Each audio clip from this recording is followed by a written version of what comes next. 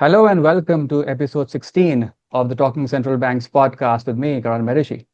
This platform is exclusively dedicated to everything central banking, monetary economics, and policy technicals for observers across the world. Today, we will be taking stock of Jerome Powell's tenure at the Fed. This discussion is relevant especially in the context of Powell's term ending in 26 and a new chair being considered as we speak. Our guest tonight is one of the world's leading experts on household financial stability and monetary economics, William R. Emmons. Until recently, Bill was the lead economist with the Center for Household Financial Stability at the Fed Reserve of St. Louis, where he also served as assistant vice president. As an economist at the Fed St. Louis for almost 3 decades, Bill researched, wrote, and spoke about banking, financial regulations, and the economy. His research on the 2008 mortgage and financial crisis, the racial wealth gap, and the demographics of wealth accumulation influenced policy and public understanding of these issues across the world. Bill retired from the St. Louis Fed at the end of 22. He now speaks to business and banking audiences and writes a blog about the economy and monetary policy, along with fiscal policy, on Substack. He holds a Ph.D. in finance from the Kellogg School of Management at the Northwestern University. Welcome to the show, Bill. Thank you very much. Thanks for having me. You're most welcome. It's an honor. So, Bill, let's begin with Powell's career highlights at the Fed. Can you please briefly summarize Jerome Powell's career unfolding on the Fed board over the years at the helm? Absolutely. Let me say right at the beginning, I am going to be critical of Chair Powell, but I want to start off by saying I think he's a good man, he's a strong man, and I think he's been a credit to the institution. But I don't think he's been a great central banker, and so I'll give you some reasons why I think that's the case. I mean, certainly a challenging period, but I do have some criticism. So he is 72 years old. He received degrees from Princeton, Georgetown Law, worked as an attorney briefly, spent 25 years as an investment banker, private equity, had his own private equity firm. He served 3 years in the administration of the first George Bush in the Treasury Department. He spent a couple of years at a think tank, and it turned out to be sort of his bridge to the Fed. He was at the Bipartisan Policy Center, and his reputation as being a bipartisan a person very familiar with financial markets was important for him becoming a member of the board.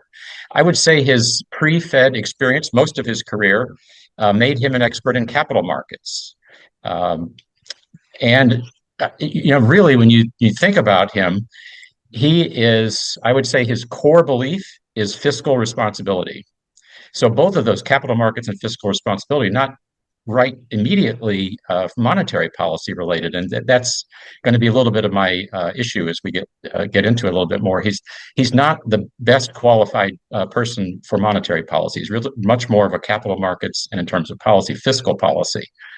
He became a member of the board in 2012. It was an interesting situation. He came as part of a package deal. He was the Republican and Jeremy Stein was the Democrat. And at that time, that was the only way to move nominations because this was the beginning of the Tea Party period, what became MAGA. And so everything became so partisan that it was really only possible to move a Republican and a Democrat together. So Powell was sort of a compromise candidate. As I say, he wasn't really that obvious as a monetary policy person. He was a fiscal policy, capital markets guy. But he had this reputation for being bipartisan, a reasonable person. So he began in 2012, and then he became chair a few years later. He was nominated in late 2017 by President Trump in his first term, sworn into office in February of 2018. Then he was renominated by President Biden in late 2021, and then he as you mentioned, Karen, is serving until May of 2026, and there is essentially zero probability he will be reappointed by President Trump. His term, interestingly, though, his term as a member of the board goes into 2028. So it is possible that there has been precedent for this, I believe. Certainly, that has been precedent in the Supreme Court in the United States for someone to move out of the chair or the justice case, the chief justice, and stay on that board. I don't think that's going to happen, but that's something that I'm sure will be talked about a lot. So, Bill, what were some key moments in Powell's time as an ordinary member, board member on the Fed board between 2012 and 18 that you'd like Yes, to highlight? sure. So as I said, he was not known as a monetary policy expert by any means. He came on and he was fairly active in terms of giving speeches. But interestingly, and not surprisingly, a lot of it had to do with capital markets and even fiscal policy. He never, as a regular board member in that 5-year, 6-year period, never dissented from an interest rate decision, which is not too unusual for board members. They tend to, it's very rare for them to dissent. He said early on that he was a, quote, wary supporter of QE3. This was the third major phase of the Bernanke era asset purchases. And he came on. He did support it, but as I said, he was reluctant, and then he gave a number of speeches expressing a lack of enthusiasm for the program, and he said he was somewhat uncomfortable with the road that we were on, having this large balance sheet, which of course was brand new. That was something the Fed had not done in the past.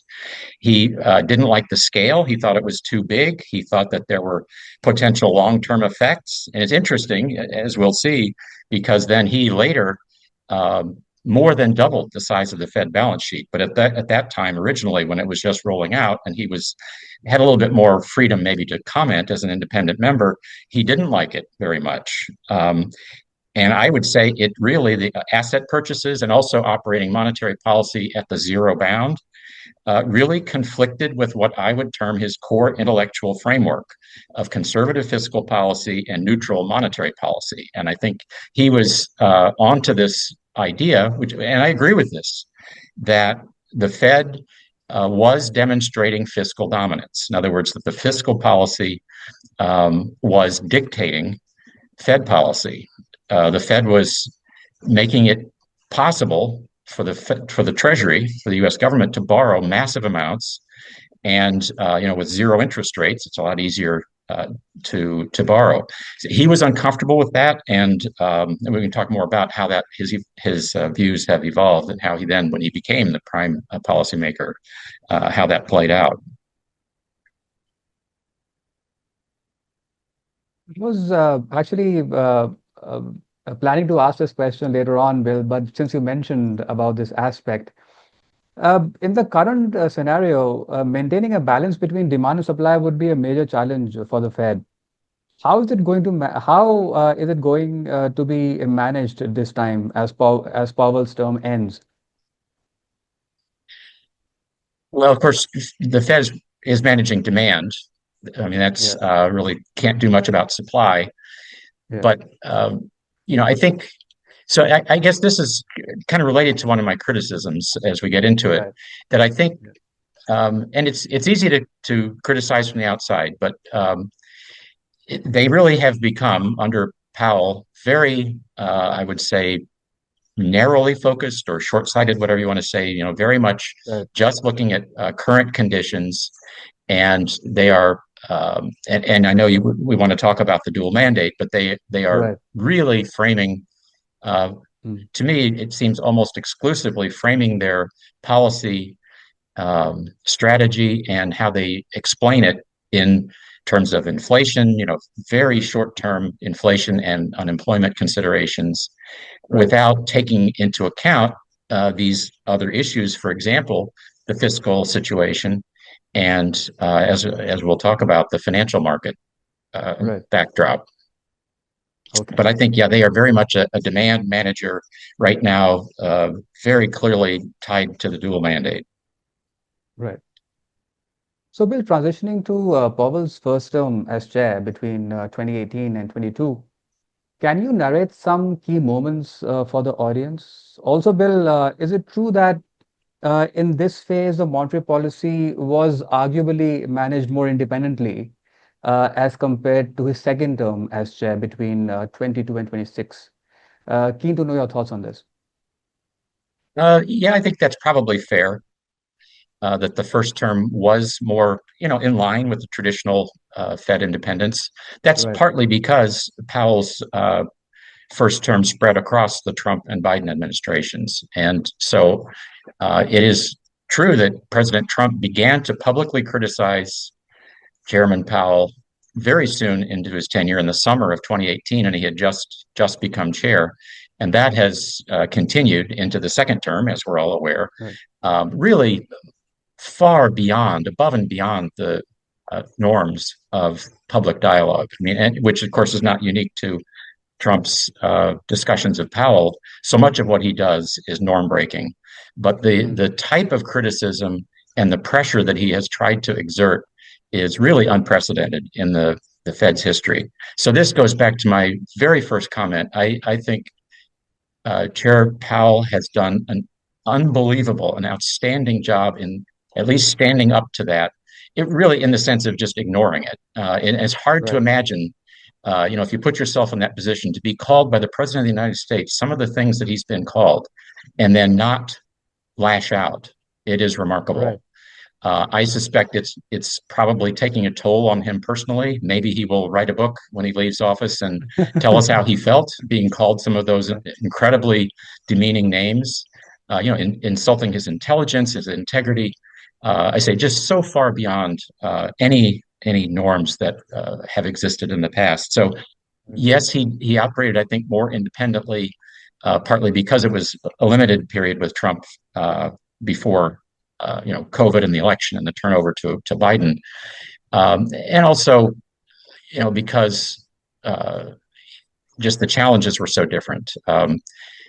And we can get into that a little bit more in the second term. But the the way he came into office was disappointing to me, at least in the sense that it was a breach of tradition, and traditions can be changed. But there had been a tradition that the Fed chairman was a nonpartisan appointment, and in particular, previous chairs that had been willing to serve had been reappointed, renominated, and appointed by presidents of either party. And in mm, fact, just coincidentally, that was true of Greenspan. It was true of Bernanke. And then it was not true when Trump came in. That Janet Yellen, who by all accounts was doing a fine job as chair, and she would be willing to continue, but Trump instead nominated Powell, not because there were any policy differences. And as I say, we don't even know, didn't at that point know very much about Powell's monetary policy views anyway. He hadn't said a lot. right, So it was, as I say, I think his tenure as chair began under a cloud because of this break of tradition. And my interpretation, maybe it's valid, maybe it's not, is that I think President Trump thought he could control Powell more. And so mm, that's one of the reasons that he was lashing out, is that he thought he would have a dependent, chair. Powell wasn't going along, at least explicitly. Although I think you can make the argument that the loosening that Powell instituted in 2019. This was partly in reaction to difficulties in the repo market, if you're familiar with that, right, and also a little bit of indigestion as the Fed lifted off and raised rates, still very, very mm, low, but there was a little right, bit of a reaction. And so the Fed did back off even before there was a recession or any sign of a recession. The Fed was cutting rates in 2019. I mm, thought that was a little bit odd. And so, as I say, you could put that into the category of maybe he was responding a little bit to the pressure coming from the White House, but not clear.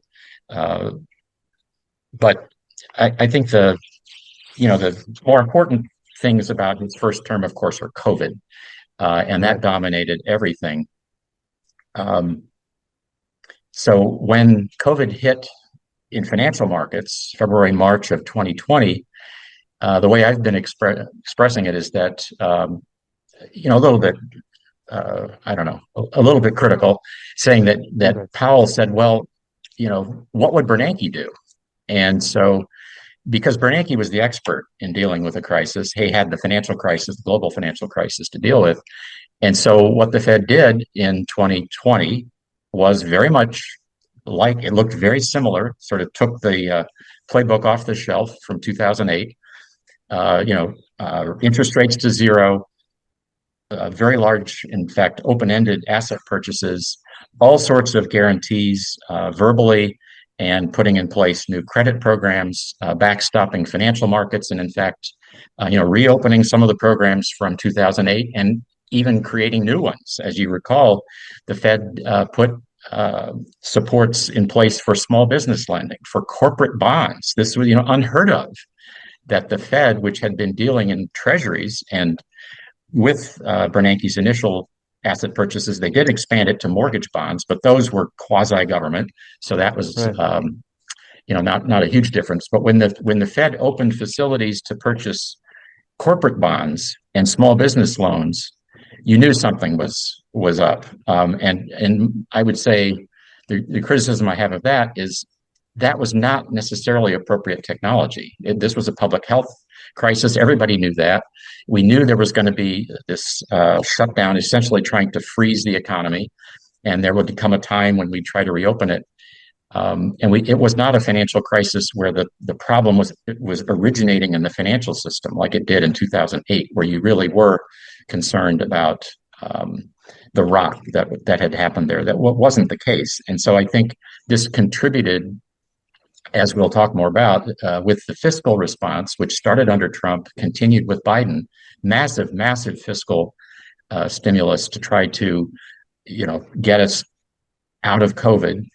And then the monetary accommodation, plus all of that credit support, market support, I think that was probably not appropriate. Now, nobody had a crystal ball. I can't claim I would have done anything that different, but I guess the distinction I've made is how quickly they got out of that. And I think that's going to be, as we look back at the record, that the inability or unwillingness of the Powell Fed to recognize that the economy had survived COVID, that it was a public health, not a financial market or financial crisis that we were dealing with, could have, and I think should have, rolled back those emergency supports much more quickly than they did. And other countries did, I think, move a little bit more quickly. So, we're talking about maybe sometime in 2021, when you could see the economy, the U.S. economy, certainly, and lots of other places around the world, timing varied in different countries, partly to do with their public health responses. But you could see that the economy was rebounding, and you saw very strong employment growth, spending growth, and inflation already picking up very, very sharply in 2021. And this was, as you recall, the transitory discussion. Well, this was just a one-time thing. It's going to be very quick.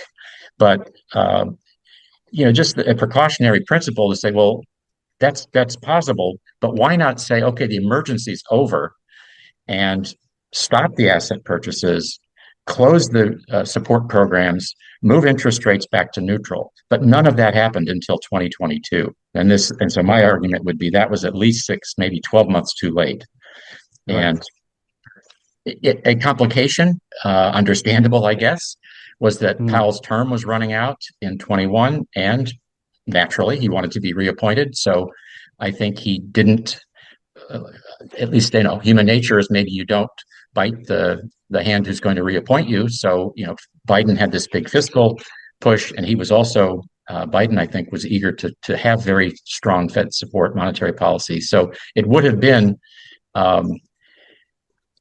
easy to say in hindsight. I think it could have been the moment when Powell, sort of like a Paul Volcker moment, where he could have said that the longer term views, the needs of the country demand that I fight back, that the fiscal policy is too much, the stimulus is too much, we're recovering quickly, almost too quickly. Monetary policy now needs to be normalized. And the fact that he didn't do that, there's at least some suspicion that it was partly because he was, hoping to be reappointed. So I think that's how I would characterize his first term, that COVID really dominated it. And the initial responses whether they were appropriate or not is one question. Whether they lasted too long is another. And I think the answer to that is yes. They were too slow. Powell was too slow to move back toward normal. Right. So we will talk about this lower for longer decision Yeah. in detail later on, Bill. But getting a bit on technicals, on a bit of monetary policy. Economists like Milton Friedman and Edmund Phelps have argued that in the long run there is no permanent trade-off between inflation and unemployment rate. Once workers and businesses are fully anticipate inflation, they adjust wages and prices accordingly, and unemployment returns to its natural state, basically what we call the Nairu. This means the long-term Philip curve, Bill, is vertical. In this context, do you think the dual mandate of fostering maximum employment and stable prices is practical and can be achieved in the US at this time? Yes. So in theory, in terms of the vertical supply curve, yes, I'd say that is the foundation of modern monetary policy, the thinking that Right. is embodied, in Ben Bernanke's textbook and all the others. So yes, that is the way central bankers, I think, are thinking about it.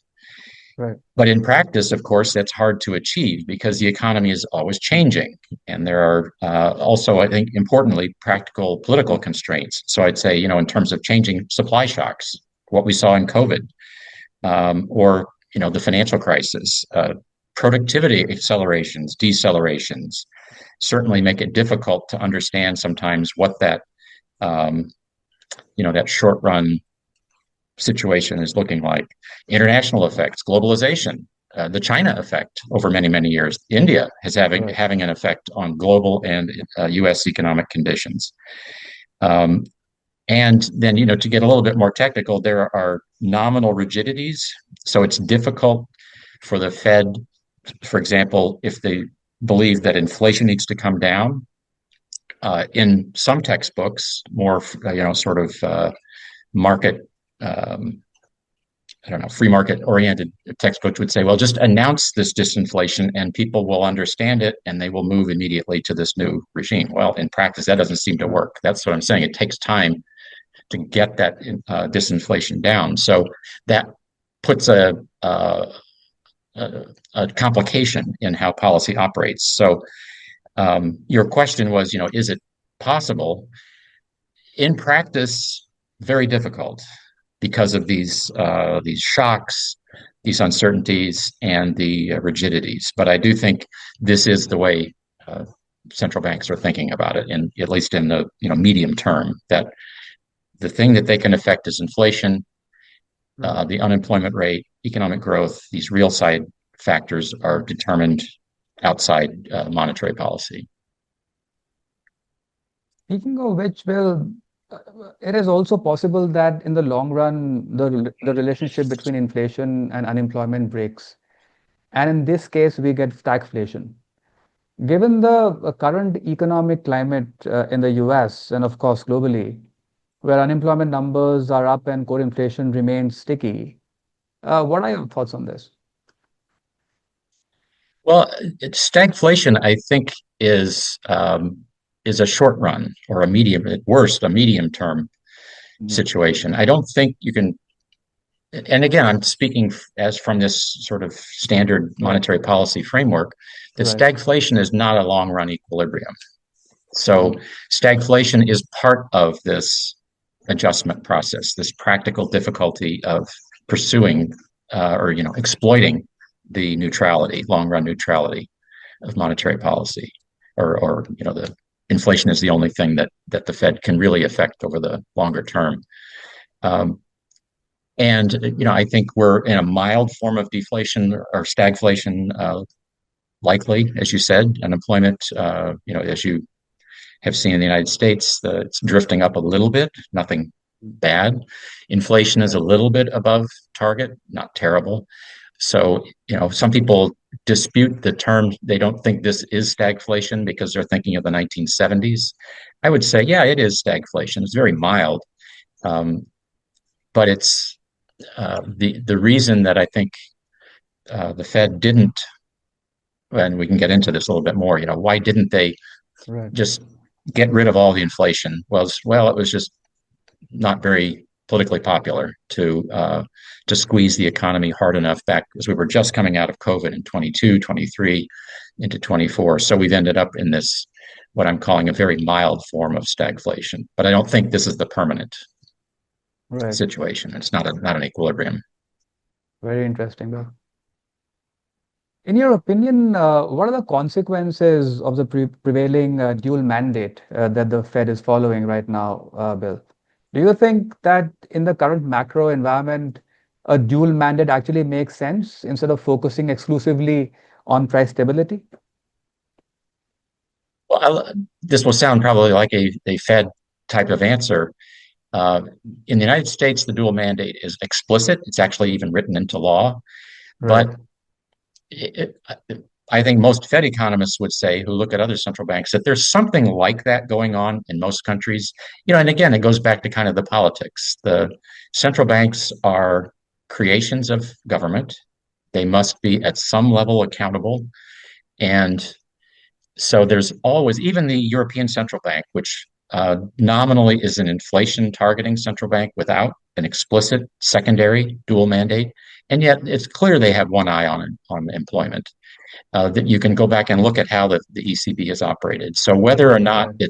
it's explicitly in the law, in the framework, um, and it also kind of relates to this idea of the neutrality, that you think, how are you going to implement or try to achieve this inflation goal? Well, it's going to be in the context of how the economy is performing, and so you're constantly aware of um, both inflation and employment or economic activity more broadly.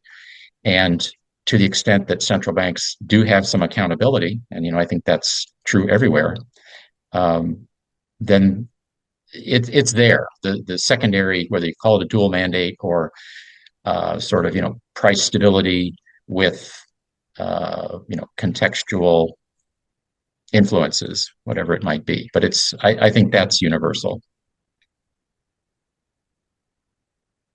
Powell is often criticized for holding interest rates too low for too long between 2020 and 22, and you did allude to this in your previous argument, Bill. What is your view on this decision to do so? Also, do you think this affected the market's long-run confidence in the Fed's 2% inflation target rate? Yes, I think to your last point or last question, I think yes, I think it did have an effect that the Fed was too late, reinforced by how it played out then in the subsequent years. So um, to the first point, was too low for too long? Is that the right way to think about it?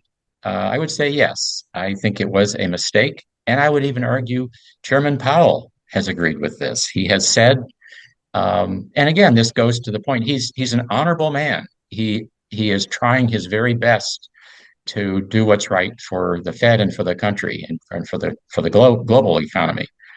And he has said that he thinks yes, it was probably too low for too long. He then will sometimes quibble a little bit. Well, how much difference do a few months make? And well, I don't know. I guess I would say if it's 6 months, 9 months, 12 months, yeah, it probably does. And it comes back to your point about the longer term effects, that this, to the extent that it is commonly seen as a mistake, as a policy mistake, it does damage the Fed's credibility.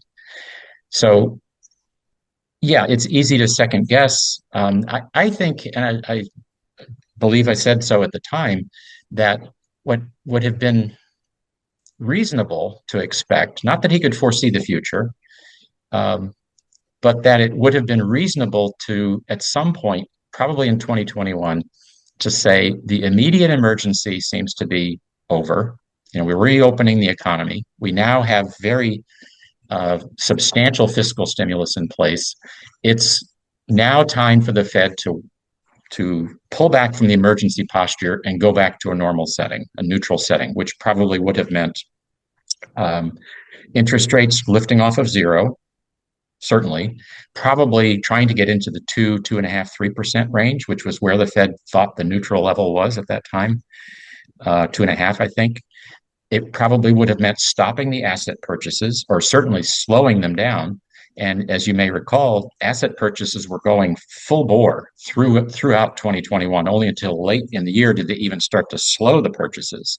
So, opinions vary on what the effects of those asset purchases were. Um, I would argue that the Fed had actually kind of rebranded the purchases. In the emergency situation, they were, as I said, modeled on the Bernanke type of just flood the economy or the financial system with liquidity because we don't know where the problems are in the financial system.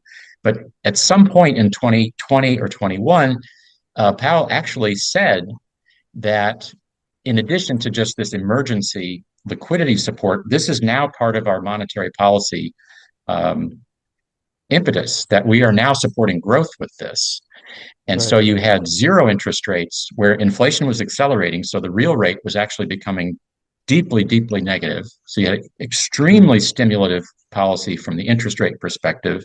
You had Right. extraordinarily large asset purchases, which had been rebranded as part of the stimulus.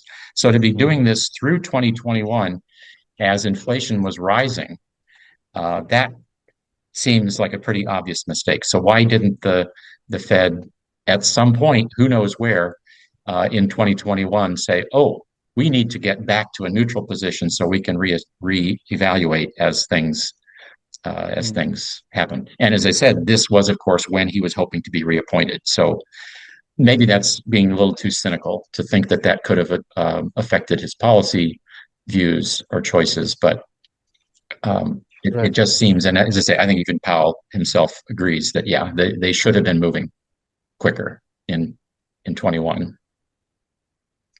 So, Bill, we will talk about the effects of inflation on real rates a bit more detail in later questions. But uh, I mean, critics have also argued that the ultra loose monetary policy allowed demand to outstrip supply dramatically, especially when certain productive sectors and capacities were permanently impaired during COVID-related lockdowns. This likely caused a loss of purchasing power of the US dollar, marking a major failure in maintaining the currency stability objective. Given this reality, Bill, what is your observation on Powell's exchange rate management? As there is a discussion on alternative reserve currencies, including the BRICS currency or even the yuan becoming mainstream. Mhm. Well, let me take, yeah, two parts there. On the demand management, Right. absolutely. I think, as a practical matter, how do you know what's happening in the economy? You look at nominal GDP, just the simplest measure of aggregate demand, and Right. demand nominal GDP was growing at 10% rate. I mean, there's no possible way that the economy was constrained at that point. From Hmm. demand side, yes, it was constrained on the supply side because we had all of these complications. But part of it seems to me sort of basic. And again, maybe this is too cynical, but the idea that Powell was not at root a monetary policy guy. He was not a Ben Bernanke who really had this intuitive grasp of the economy, I think, from a monetary policy perspective. And that's why I say a somebody like a Bernanke, I think, would have seen demand growing at 10%, 12% rates and say, the economy is way too hot right here. And the Right. fact that the supply is constrained doesn't mean that you try to somehow compensate for that. You have to pull back demand. That's what demand management means. It has to be growing commensurately with supply. Right. So Right. it just the economy reopened, it accelerated too rapidly, and it was not a secret. I mean, everybody could see what was happening. And at the same time, you saw fiscal policy, which I think there were two or maybe it was three major packages from Trump, and then Biden came in and he wanted to do the same thing. And were there two or three also, $1 trillion plus packages. So you had uh, so much uh, impetus to demand, and that's sort of the basic textbook job of the Fed is to manage that demand. And how do they do it? With interest rates. So when you saw demand running GDP growth in excess of 10% nominal GDP, that is screaming tighten policy. Right. And we were talking about how much to do it, how quickly, but at least do something. And the Fed did nothing during this period. So yeah, this is sort of, I think, will go down as probably the biggest mistake of Powell's tenure as chair, is that he really missed the boat. He was late getting policy reoriented, readjusted, normalized after COVID. As for the exchange rates, I'm going to have to kind of punt there because and Powell says this all the time, exchange rates or the dollar is not the Fed's responsibility; it's Treasury's responsibility. Um, and so I wouldn't say I have a strong view on or any view on how Powell has managed the exchange rate. I think he has, Right. to your point about different currencies, if you will, currency competition. I don't think he's expressed any strong views, but he hasn't really needed to too much because the dollar, despite if there have been mistakes, problems with U.S. monetary policy, with economic performance, still the dollar is in high demand, and even with the exchange rate movements we've seen, there's in no sense a dollar crisis. And even if there were, I don't think that the Fed would be the primary uh, player in that. I think it would have to come more Right. out of the Treasury. Understood.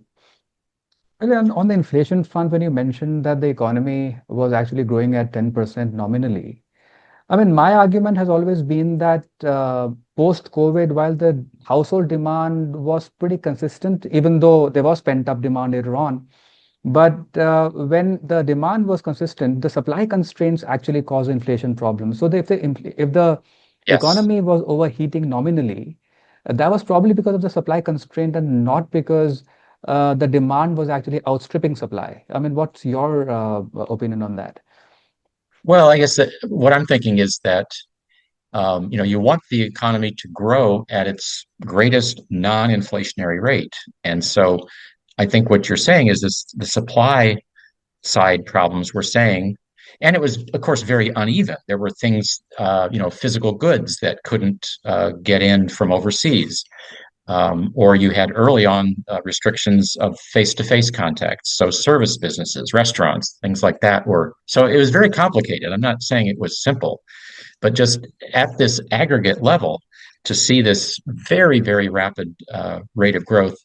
And at the same time, seeing that a lot of it was inflation should have sent the signal that we're not growing at a non-inflationary rate. This is an inflationary rate of demand growth because you can't measure supply as easily, but you can infer what's happening on the supply side by what's happening to this split in nominal GDP between real and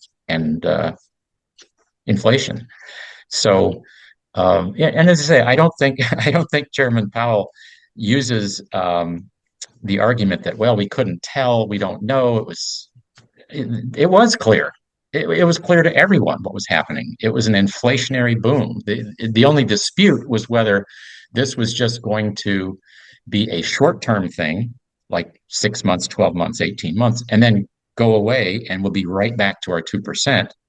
But I think one thing arguing against that is that you had all of this fiscal stimulus in the pipeline, and we knew that was going to take a little while to get through. We knew that there was, constrained demand. You could see it in the housing market. You could see it in automobile prices. Used car prices went up, whatever they did, 50% in a couple of years.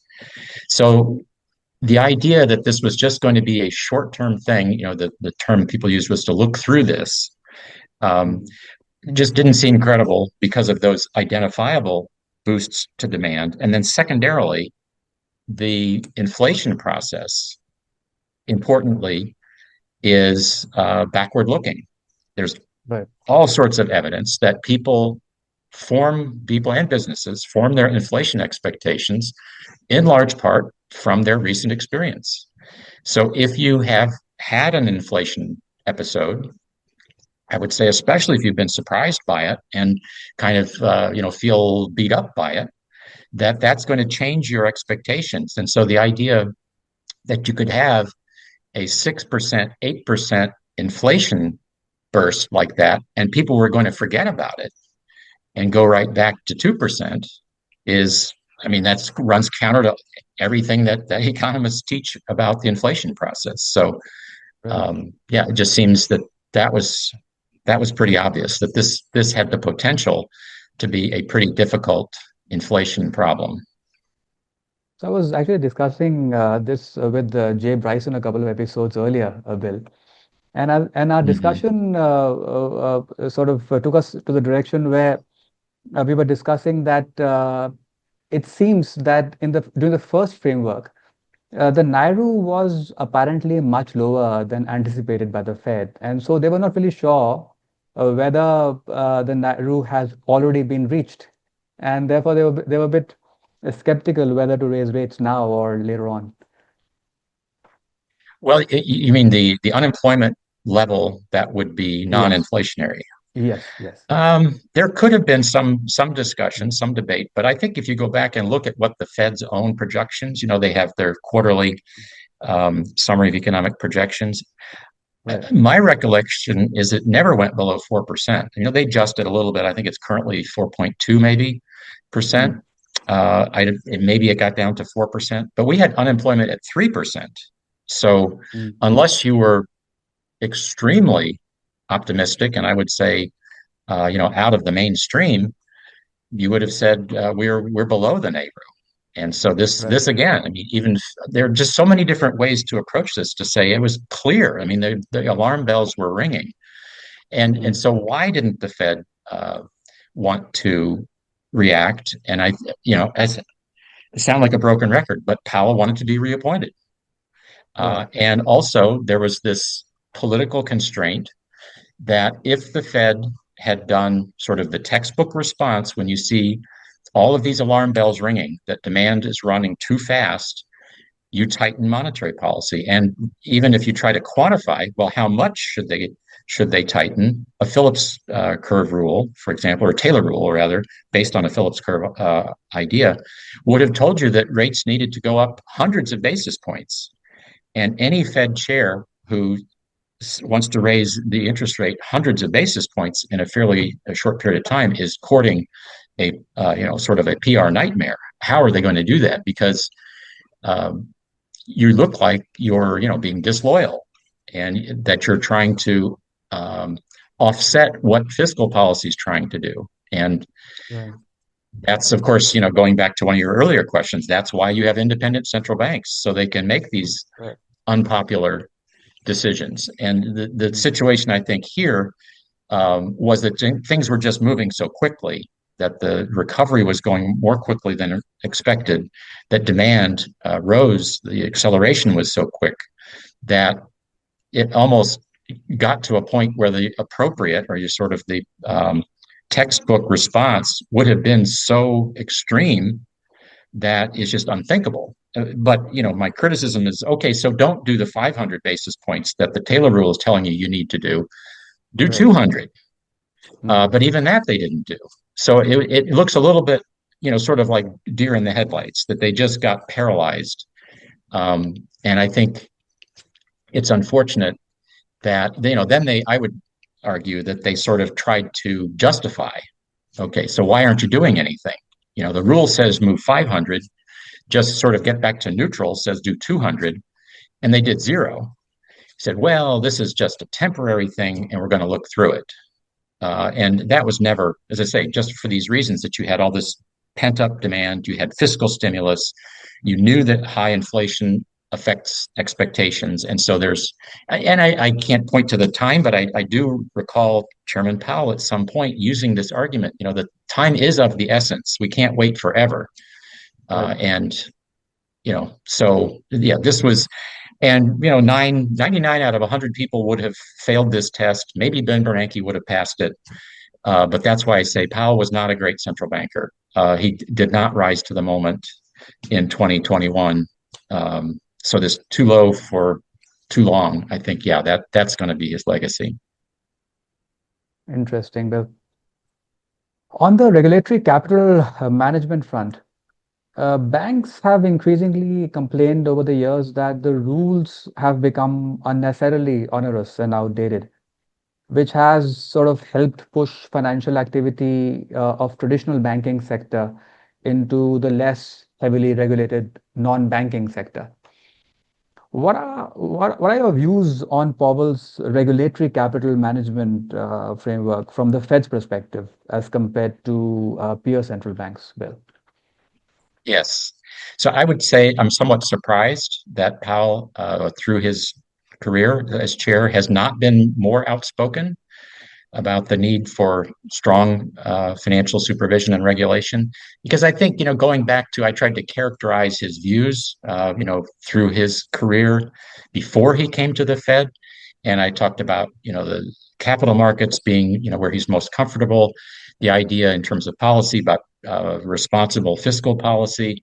And I think kind of consistent with all this is the idea that, you want a strong financial system, and part of that is good oversight, good financial supervision. So he had instances where he supported the Basel process, for example, and was, very willing to work with the other U.S. financial supervisory agencies, willing to implement the Dodd-Frank reforms, those sorts of things. But in crucial moments, he did sort of step back, and I don't quite understand that. Was he deferring to the vice chair? This is a position created by Dodd-Frank, a vice chair for supervision. Randall Quarles was the vice chair during the first part of Powell's time, and I'm not a fan of Quarles. I think he was not a fair-minded. I think he was defending financial sector interests at the expense of overall financial stability. So why didn't Powell push back a little bit against Quarles? And now, of course, we've got a new chair who's just as bad as Quarles, I think probably worse, Michelle Bowman, in terms of really being an advocate for banks, not for financial stability. And then Michael Barr was the interim there.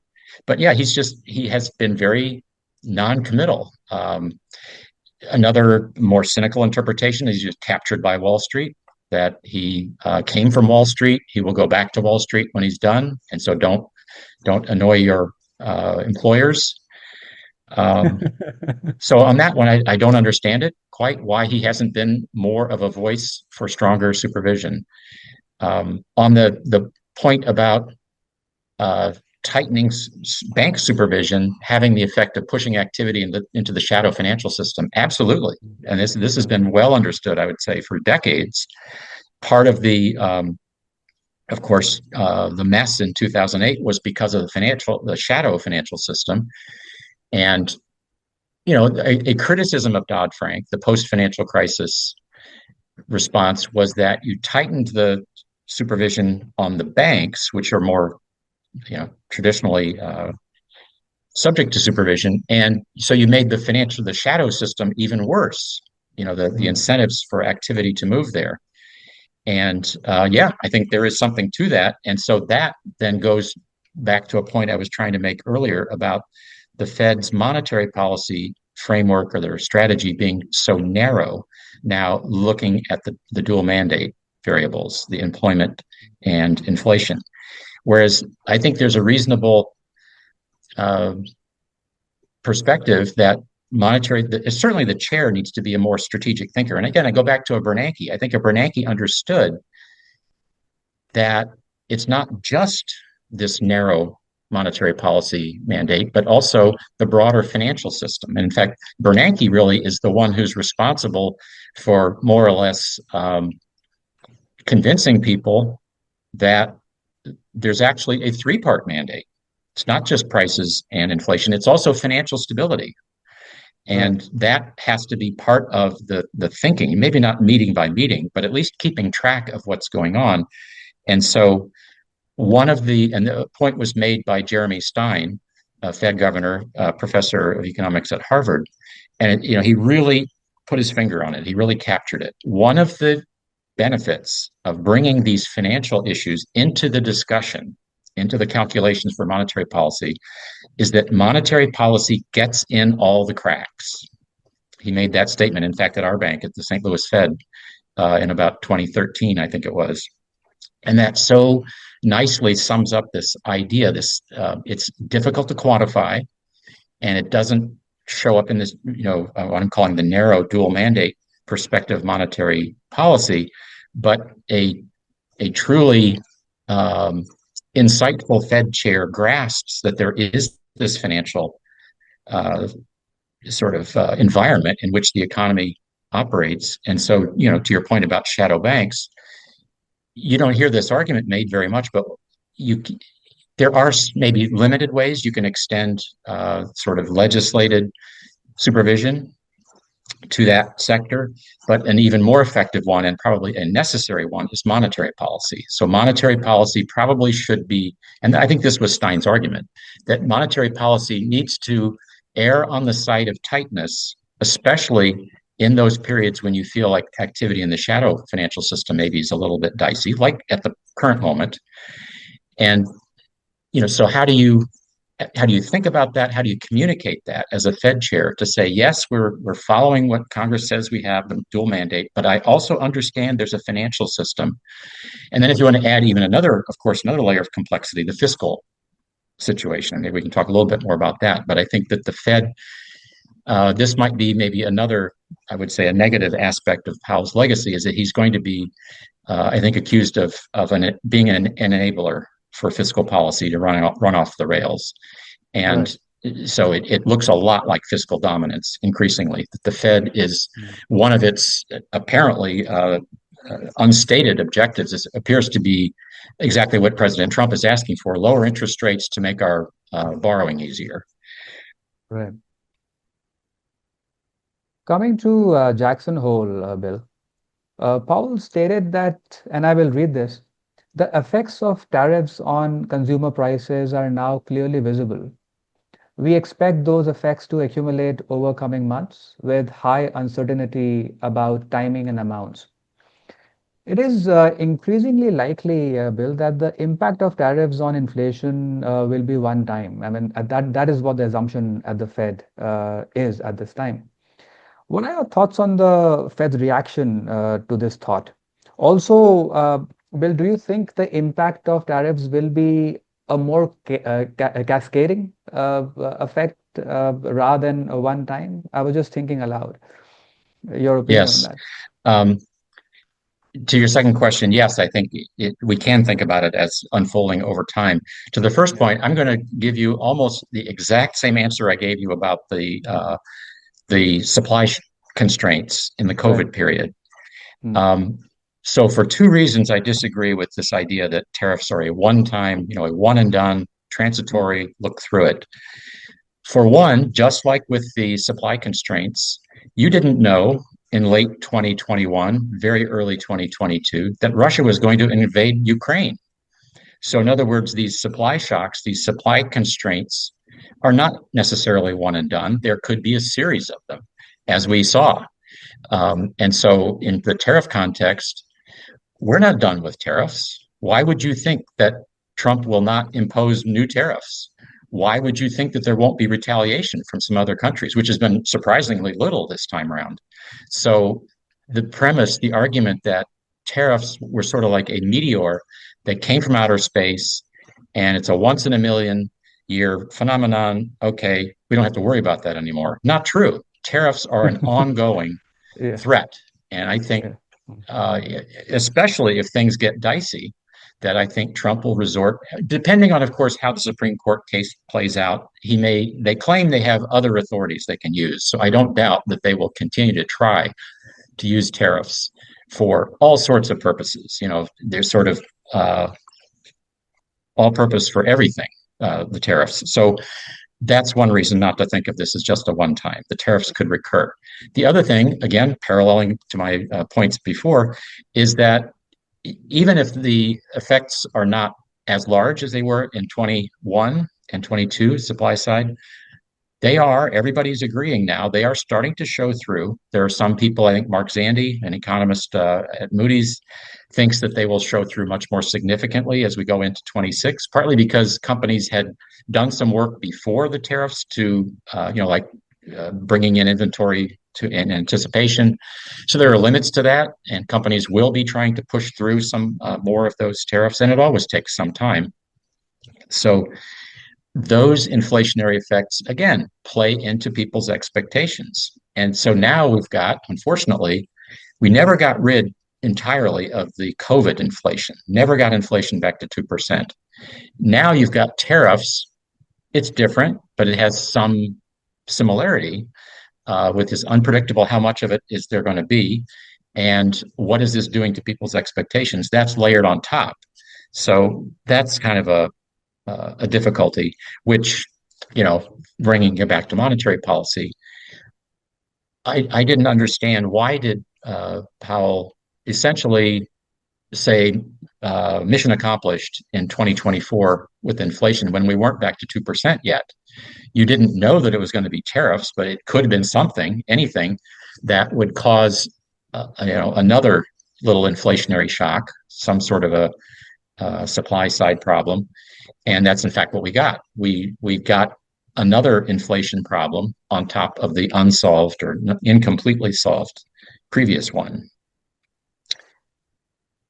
So yeah, I think tariffs are more of an inflationary issue than, say, a Chris Waller has been saying.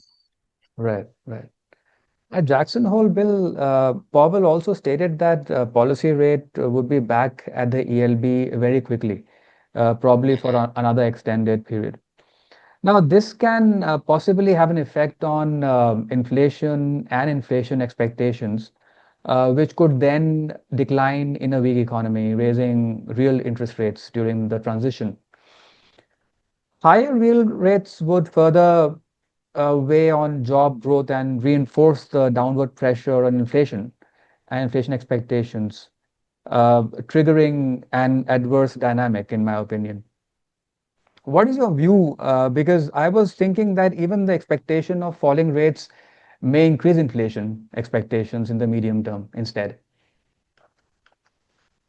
The effective lower bound, the zero, is an issue. Of course, we learned in Europe and elsewhere that zero is not exactly the limit. Central banks even went negative, but probably not enough to solve this problem. So yes, I think the effective lower bound is an issue. I think it's also relevant because, as you recall, this discussion of secular stagnation, that because of our economies being aging and low productivity, that's likely to be, or at least pretty, I would say a 50% chance that we will go back into a secular stagnation situation. And so any cyclical problem then pushes us back to zero interest rates. Yes, I think that's a very serious issue. A couple of things to say about that. Well, we learned after 2009 that inflation expectations, in fact, were entrenched enough that it held us out of deflation. Because I think there are models that would have suggested, and probably some economists who probably thought we would have a deflationary episode after the depth of the financial crisis in 2008, but we never did. And, I think the best explanation for that is that it's true that 3 decades of trying to build in this commonly held view of the Fed being, looking for really inflation stability, not price stability, but that worked, that the Fed had created that credibility and it paid off. So if anything, I'd say inflation expectations are higher now than they were 10 years ago or 12 years ago. So on that score, I don't see how we would get into a Japan-style deflation anytime soon. I mean, it would take time to shift enough people's expectations to get into a deflationary situation. So that's, I think, probably reassuring. The other thing about secular stagnation that I would say in monetary policy is that I think we learned that the cure for secular stagnation is fiscal policy, not monetary policy.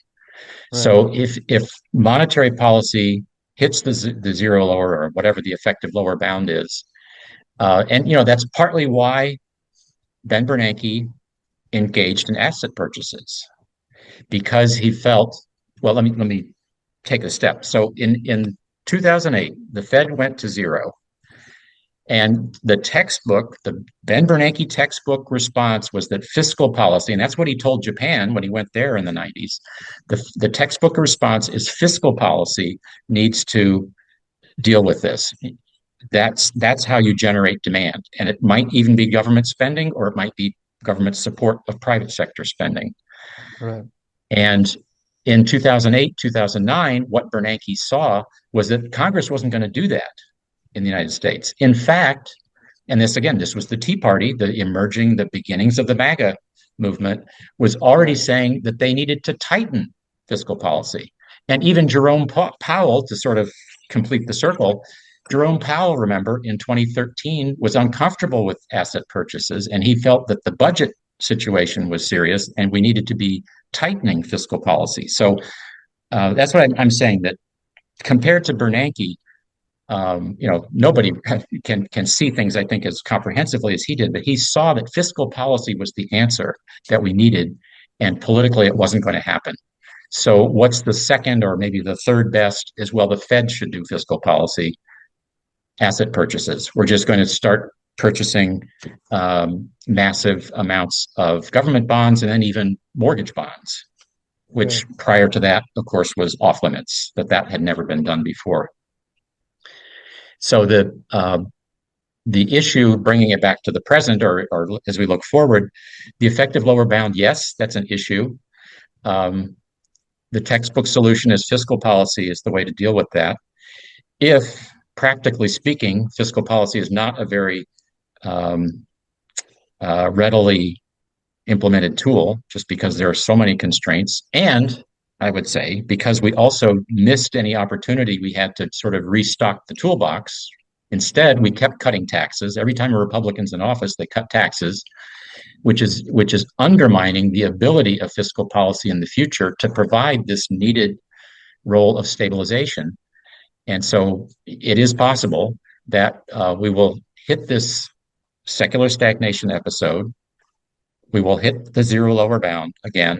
Fiscal policy will be out of commission, both because of gridlock in Congress and that our debt is already so high that there's a risk that, although I don't think we're that close yet to being out of ammunition in that sense, but you may end up seeing the Fed go back to the asset purchases, which is, I don't, not how you would choose to do it if you had full control over all of these policy instruments. So basically, what I'm trying to understand here, Bill, is that would this force the expectations on inflation to go down, or would the expectations be that inflation will go up in the near term? I guess the context would be some sort of a recession. So I would think that would be putting some downward pressure on inflation and inflation expectations. But, it occurs to me too, inflation expectations, as we saw, are pretty well anchored. I think they have drifted up some, and there's a little more dispersion. People are a little more uncertain about what it is. But most of the range of expectations seems to be above zero. So people we're not Japan in that sense. So I think that would then allow a recession to have, it's sort of what conventional policy assumes, that recessions, slower demand growth tend, if anything, to damp inflation expectations. The other thing which just occurs to me as we talked about this, if you look at long-term treasury yields in the inflation index market, those are substantially above zero now. And that's somewhat different. And so it's hard to say, if we do, I was saying 50% chance going back to secular stagnation. Well, what is that? What are the long-term real rates telling you? Well, they're telling you they don't think it's that likely. So I think that's how to interpret that. So maybe that's also a sense that it's sort of investors do have this optimism that there will continue to be growth. So with inflation expectations anchored above zero, with these long real interest rates above zero, maybe Right. I'm overestimating the chances that we would get back into that. So what I mean by secular stagnation is not only just a downturn, but just the expectation that we will continue to grind along with very low growth. Right. And yeah, I'd say the Japan scenario. So I thought 5 years ago, or maybe 10 years ago, that we were maybe closer to the Japan situation. But because we now have evidence that inflation expectations appear to be anchored above zero, and these long-term real yields, which have held up now for a number of years, makes me think that we're further from the Japan situation than I thought we were. Right. Very interesting, Bill. In your opinion, are there any major aspects that Powell missed or does not want to discuss for not wanting to give a negative message to the market? Yes. Also, yes, I mean, there's one more aspect to this question, Bill, is that do you also think that there is a major challenge for the US economy from the monetary policy point of view, given this background? Yes, and I'm so glad you asked this. So these are things, I'll say two things that I think that the chairman doesn't want to talk about. And I think we, the general public, people in markets, should be talking and thinking about it. First one, the so-called Fed put. So this is an idea that goes back to Greenspan, and there were academics who wrote papers about this. And now, if you're looking in market commentary, this is now so commonly held. The idea that the Fed has the markets back, that there's an asymmetry in Fed monetary policy. This relates also to our discussion of the shadow banking system and how monetary policy needs to be contextualized with the financial world. But I think it's now, and I'd say I put the blame on Greenspan for starting this, and it was probably accentuated by the Bernanke and the financial crisis response. But I would say there the situation was so extraordinary, partly because it was the bubble created in part by Greenspan bursting and the deregulation of Greenspan, which allowed the rot in the financial system. So in that sense, I think Bernanke's actions of bailing out the financial system were not so much because he was trying to bail out the owners of banks, but because he felt the entire economy was in such danger. But I would say Powell, both on a smaller scale, that 2019 reaction, which I think was premature, unnecessary to ease that quickly, and then his COVID response and not pulling that back, and then his premature calling mission accomplished on inflation, and now cutting rates. Why are we cutting rates right now? I mean, the unemployment rate is still almost exactly where we think it should be, and inflation is too high. So the idea that that we should be cutting rates now is just incomprehensible, and it reinforces the idea that the Fed has the markets back, that there is a put that protects investors. That's a big problem. How does the Fed cancel the put? I would say the only realistic approach is, in financial terms, it's an option, raise the strike price. And how do you do that? It's like a deductible on an insurance policy. You've got to raise the deductible. Or in monetary policy terms, I'm going to repeat, monetary policy should be biased toward tightness to reduce the incentives for things like the shadow financial system, crypto. I mean, that's the perfect example to me. That is sort of like the barometer of the bubble. How big is the bubble? Right. Look at the price of Bitcoin, and that tells you. Mm. So policy should be erring on the side of tightness because of these financial considerations. Otherwise, the bubble just gets bigger and the next bailout becomes that much more difficult to resist. The second thing that Powell doesn't want to talk about is the Fed's balance sheet. Yes, he has given speeches recently about the mechanics of the balance sheet, but what I'm talking about is that point I made earlier, that the Powell's COVID-era asset purchases, and I have a blog on this, 3 blogs on it. Powell's COVID-era asset purchases essentially resulted in a $1 trillion loss for the Fed because the Fed was buying extraordinarily long-term bonds at extraordinarily low rates in 2021, 22. Right. When rates went up, partly because the Fed said, okay, time rates for rise, the market value loss on the Fed's portfolio, and this is in their financial statements, the market value loss was close to $1 trillion.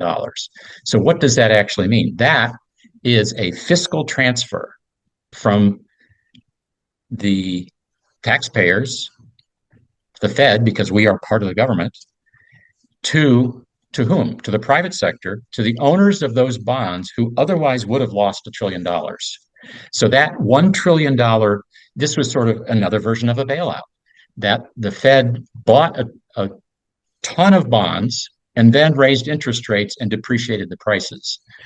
So that $1 trillion unlegislated fiscal transfer is, in the context of the U.S. fiscal situation, maybe you don't think it's that large, but $1 trillion is real money. And so it's understandable that Powell doesn't want to talk about that. And again, ironically, taking us full circle, when Jay Powell entered the Fed, I characterized his primary core belief was prudent fiscal policy. And in his career, he ended up doing one of the most imprudent and hidden fiscal moves in modern times, a $1 trillion fiscal loosening. And so that, of course, contributes to the fiscal deterioration, which makes fiscal dominance more pressing and more of a mixed monetary policy more difficult. So again, that's why Jay Powell is a good man, but he was not a great chairman. Getting our discussion back to the fiscal side of things, Bill, and we did talk about this in detail earlier. One thing that I've observed is that past challenges emerged due to external factors, and both fiscal and monetary sides were fighting in collaboration. But in the current context, Bill, challenges are created primarily from the fiscal side alone, and you did talk about that earlier. What are your thoughts on this? Yeah, I agree with you. Fiscal policy is very, very important. I think both fiscal policy and monetary policy need reforms in the US, and this is true in many countries, I think. Right. Fiscal policy, I mean, there's nobody who has any shred of credibility who looks at US fiscal policy and thinks it's sustainable. I think early on, when Powell came onto the board, he talked a little bit more about it, and the situation wasn't as bad in 2013 as it is now. The debt has doubled since then relative to GDP. So it's unsustainable. And again, anybody with a shred of credibility looking at our situation says the only solution is more revenues. There is no way to cut spending because so much of it is in programs like Social Security, Medicare, which are enormously popular, Right. and defense spending, which is popular, and interest payments, which are unavoidable. There's just what's left over to cut is not enough, and even that's you can't cut all of it.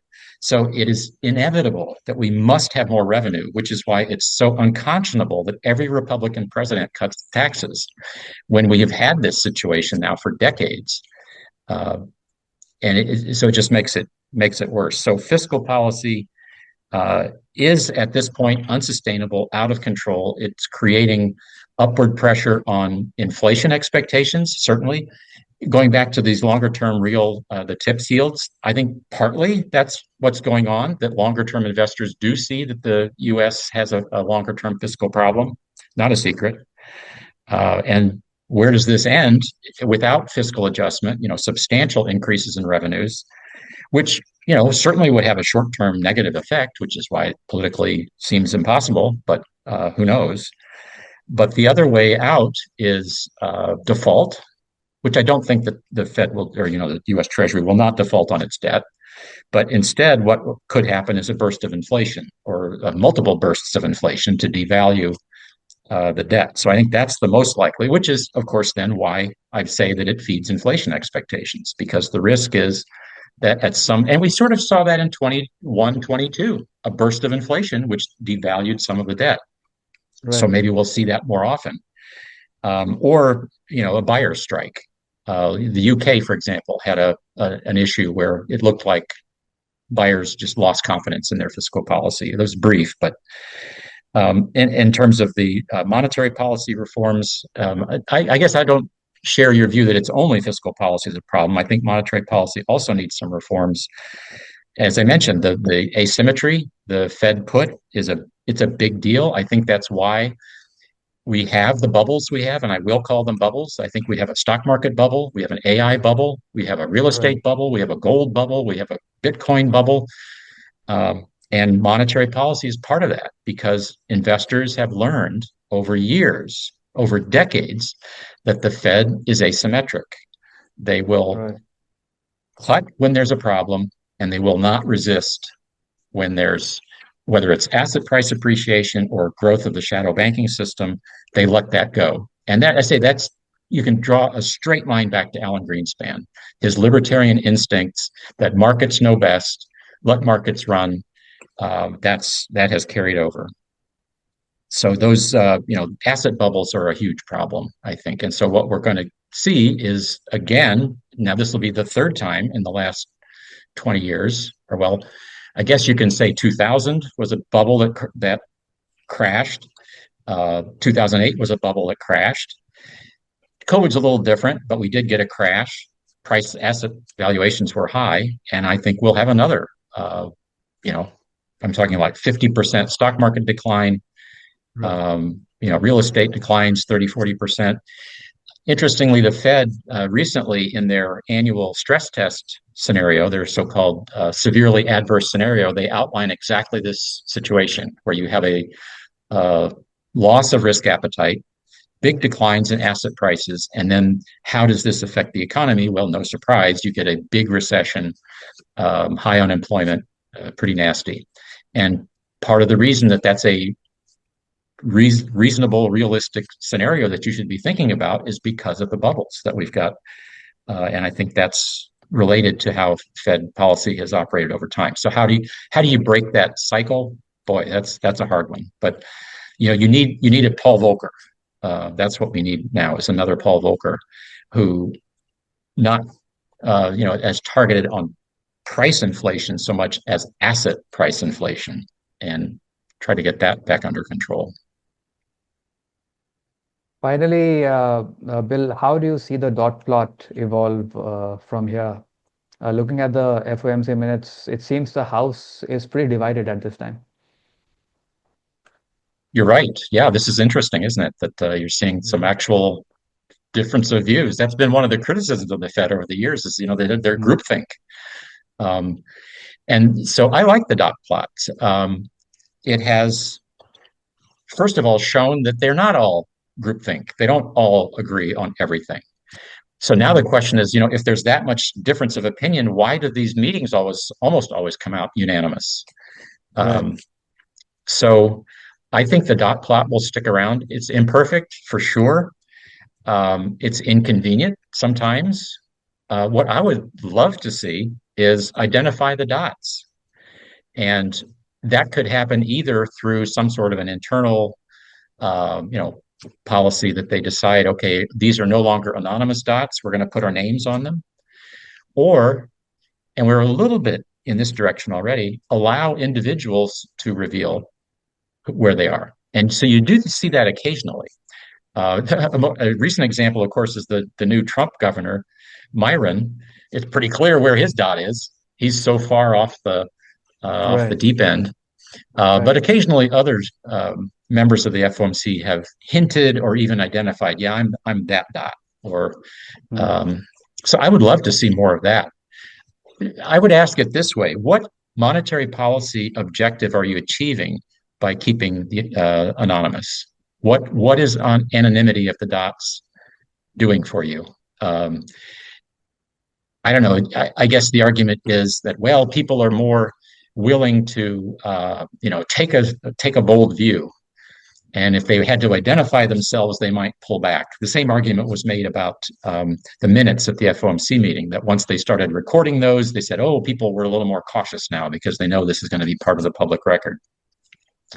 But maybe again, following that, there have been some changes in how the minutes are released. But those there's a lag. There's a 5 year time lag. Okay, so do the same thing with the dot plot. Tell us who those people were.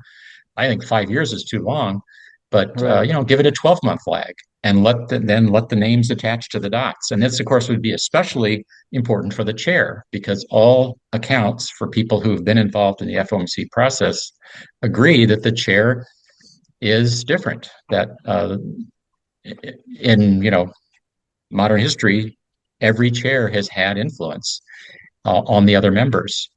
And so to know which of those dots is Powell's would be quite interesting. If, and this is a Bernanke thing, trying to increase transparency. If that's what they still believe, that they want to try to increase transparency, here's an easy one. Just tell us where your dot is. So I like the dots. I would like to see them used even more comprehensively to communicate.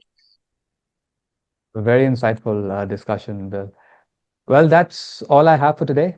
Thank you once again for the time, Bill. It was incredible. It was a pleasure indeed speaking with you. Likewise. Thanks, Karen. Thank you.